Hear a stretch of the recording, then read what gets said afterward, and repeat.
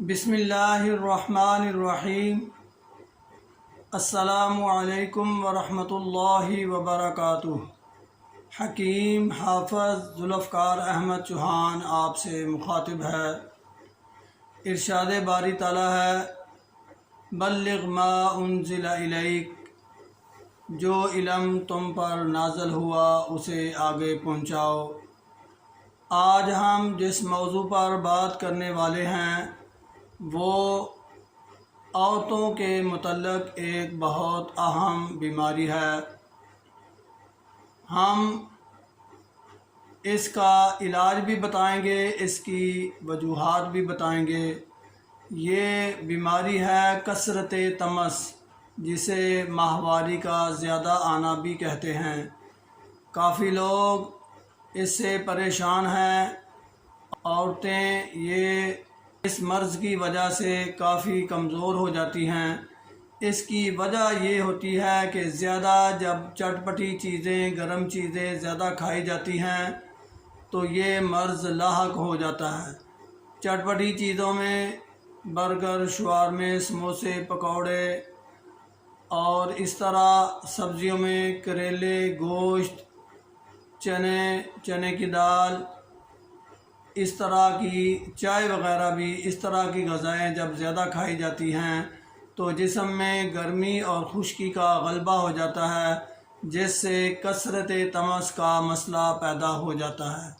تو اس کا علاج کیا ہے وہ آپ کے سامنے پیش کیا جا رہا ہے۔ سب سے پہلے تو یہ ضروری ہے کہ ایسی غذائیں جن سے گرمی اور خشکی کا اثر زیادہ جسم میں ہو جاتا ہے ان سے اوائڈ کرنا شروع کر دیں۔ دوسرا یہ کہ غذا کے طور پر دودھ کا زیادہ استعمال کر دیں، اور میں تو کہتا ہوں کہ اگر ایسا مسئلہ ہے تو کھانے میں اور پینے میں دونوں میں دودھ ہی استعمال کریں، ورنہ دودھ اور ابلے چاول، جو کا دلیا دودھ میں پکا ہوا، کسٹرڈ، فرنی، کھیر، یہ چیزیں زیادہ استعمال کی جائیں۔ اور اگر پھل کے طور پر ہم کہیں تو وہ اگر تربوز کا موسم ہو تو وہ کھایا جا سکتا ہے۔ اس کے علاوہ کیلا اور کیلے کا ملک شیک بھی استعمال ہو سکتا ہے، اور بدانہ، انار، گرما، ناشپاتی، یہ پھل بھی استعمال کیے جا سکتے ہیں خوراک کے طور پر۔ اور اس کے علاوہ اگر ہم کھانے کا کہیں تو روٹی کو استعمال کچھ دن نہیں کرنا چاہیے، گندم کی روٹی کو استعمال نہیں کرنا چاہیے، کچھ دن کے لیے سالن بھی روک دینا چاہیے۔ یہ جو چیزیں میں نے آپ سے ذکر کی ہیں انہی کو آپ نے غذا کے طور پر بھی استعمال کرنا ہے۔ اور اگر دعا کا ہم ذکر کریں تو بالکل آسان سا حل ہے اس کا، کہ یہ زیرہ سفید ہوتا ہے، اس میں کچھ گلاب کی پتیاں، ایرانی گلاب کی پتیاں، دونوں کو برابر وزن میں پیس کر رکھ لیں، اور صبح، دوپہر، شام یہ دوائی آپ 3 دفعہ 1 چمچ کا چوتھا حصہ استعمال کریں، ساتھ نیم گرم پانی استعمال کریں۔